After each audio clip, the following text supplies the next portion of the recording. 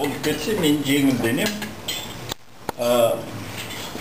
Жақаға, бұл мынау бас тарту қазақтан басқа елде жоқ. Бұл қай кезде қалай тартылған бұл басқа? Айналайын, мен этнографиямен алысып жүрем. Кейбір нәрсенің тарихы айту өте қиын тым. Сәке өзіңіз. Әбеке, басты неге тартады? Айтыңдар. Мен әйтеуір білетінім, менің жас келіншектер, жігіттер қонаққа шақырғанда, мен үлкен болып отырғанда, маған бас береді, соны біледі. Жарай. Соны таттыңыз ба? Таттым. Енді айтыңыз. Себебі, мына ақсақал өте дұрыс айтып отыр. Әр елдің өзінің құрметі бар. Сол себептен бас тарту деген мәселесі ол үлкен әңгіме. Ол әр тарихта әр түрлі жаралады. Бірақ мен көргенімді айтып отырмын. Сол себептен сыйлаған адамға бас тарту керек. Оның ешқандай айыбы жоқ. Сыйластықтың белгісі. Сыйдың бір белгісі.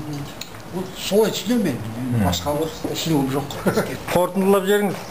Ал онда бас тарту деген бұл жай ғана сыйлау, не болмаса үлкенді құрметтеу, топшылап айтатын нәрсе емес, бұның үлкен тарихы бар азаматтар.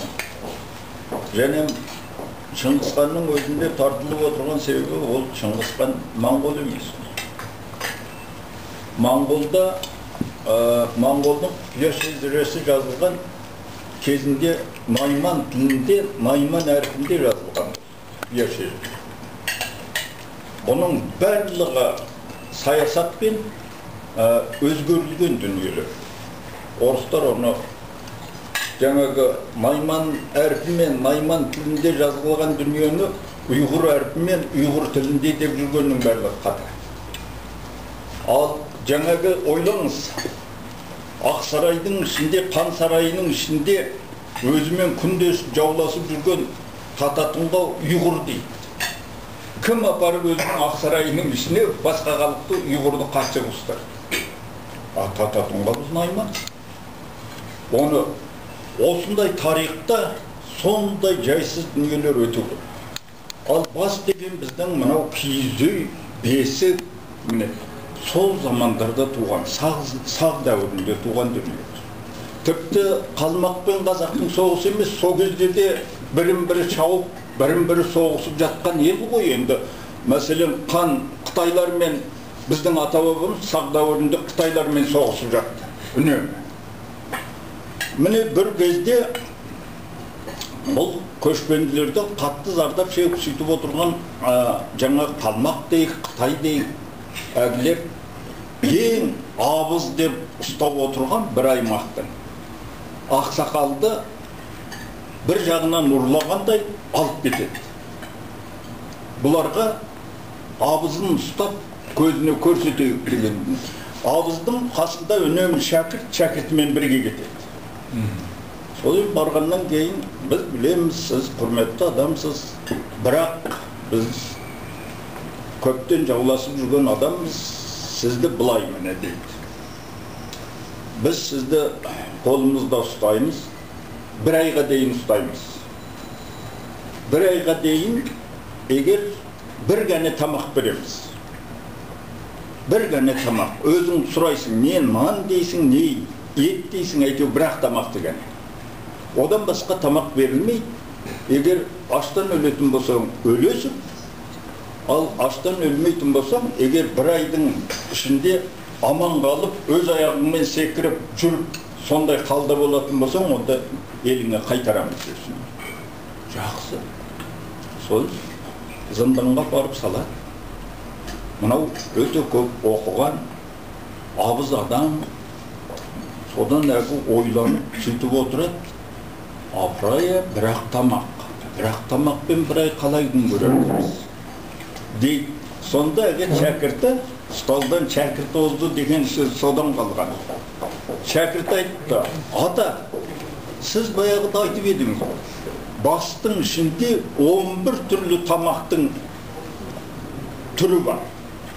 Соның ішінде бір бастың ішінде бүкіл адамға не керек барлығы бар деп едіңіз ғой деп сөйлейді.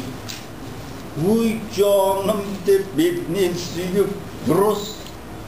Мына таңдай бір бөлік, тіл бір бөлік, ана жақ қуысындағы ет бір бөлік, ми бір бөлік. Міне сонда есептеп келгенде өзі мына бастың ішінде 11 түрлі дәмнің түрі бар екен. Және оның құрамдары бір-біріне ұқсамайды. бір-біріне ұқсамайды. Содан алып барады таңертеңінде. Я не шештіңіздер деп сөйлейді. Рахмет, енді бізді аман қалтырып, бір айға дейін ұстайым дегендерің сіздердің азаматтық. Бірақ тамақ дедіңіздер, жарайды. Бізге бас беріп тұрсаңыздар болар деп сөйлейді. Содан әгі басты итке лақтырып жүрген қалмақтар шексілесі қатып күліп баяғы.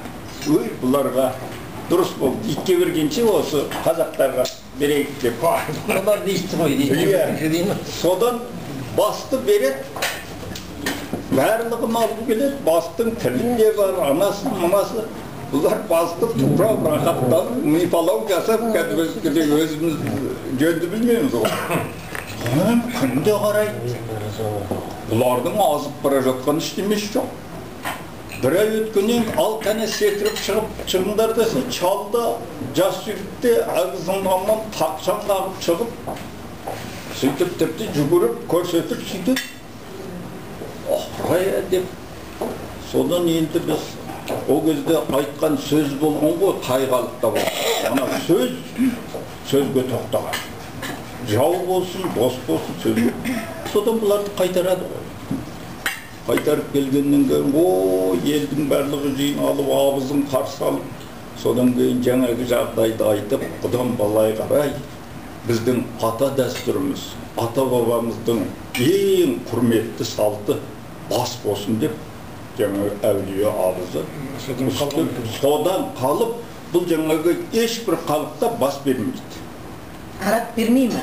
Жоқ, ешкім бермейді. Ол жаңағы бекер кімнің айтып отырғаны қазақпен шатастырып отыр. Шыңғыстың өзі Маймандармен. Сондықтан міне бастың осындай уақиғасы бар.